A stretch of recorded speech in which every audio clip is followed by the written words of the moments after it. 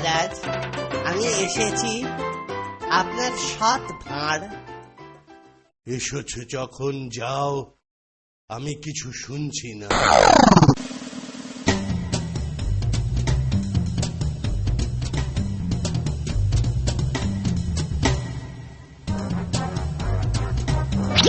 মহারাজ, আপনি শুনুন, এটা আমার সবচেয়ে মজার গল্প। কিছুদিন আগে আমি আমার একটা বন্ধুর বাড়ি গিয়েছিলাম। দেখলাম বন্ধুটি খুব ছটফট করছে। আমি ওকে জিজ্ঞেস করলাম, অমন করছো কেন, কি হয়েছে? পেটের ভেতর ভয়ানক যন্ত্রণা, কিছুতেই কমছে না। মা কালীর কাছে প্রার্থনা করেছো? মা কালীর কাছে প্রার্থনা? তাতে অসুখ সারবে? নিশ্চয় নিশ্চয়, তার জন্য মাকে কিছু ঘুষ দিতে হবে। মা আমার অসুখ সারিয়ে দিন মা। আমি মোষ বলি দেবো।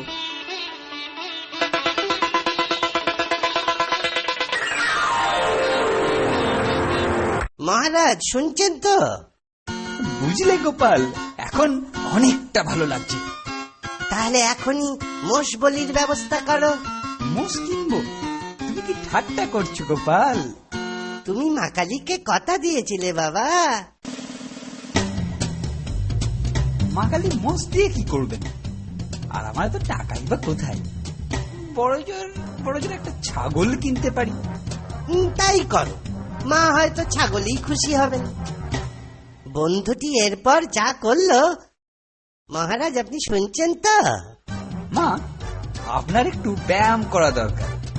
নড়ে চড়ে একটা চড়াই পাখি ধরুন, তাকে দিয়ে এখনকার মতো খিদে মেটান। কি হলো গোপাল, ব্যথাটা যে আবার বেড়ে গেল, এখন কি হবে?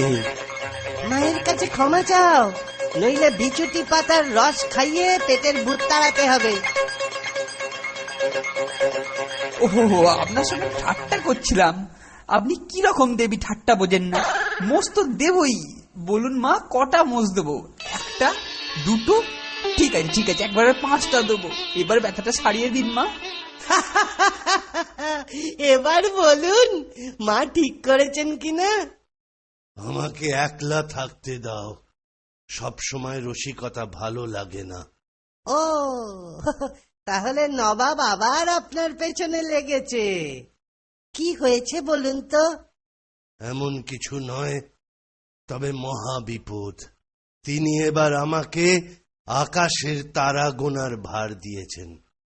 আমাকে তিনি কি ভেবেছেন বলতো? আমি কি জাদুঘর? আমার ওপর ছেড়ে দিন।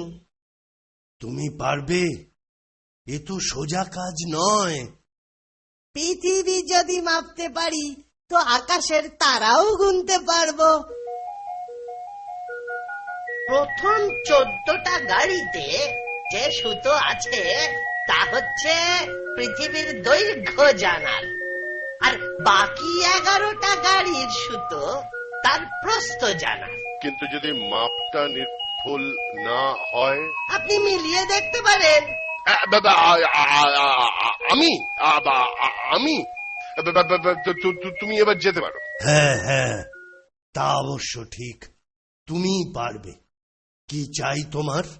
আমার শুধু এক পাল ভেড়া দরকার, গোটা 50 হলেই হবে। গোটা 50 ভেড়া?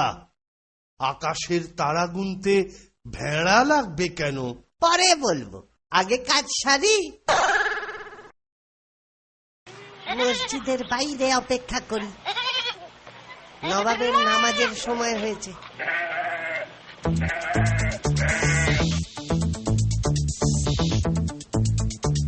ওই তো নবাব আসছেন, কাজে লেগে পড়ি।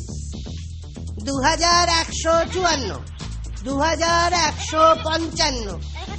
লোকটাকে মসজিদের বাইরে কি করছে?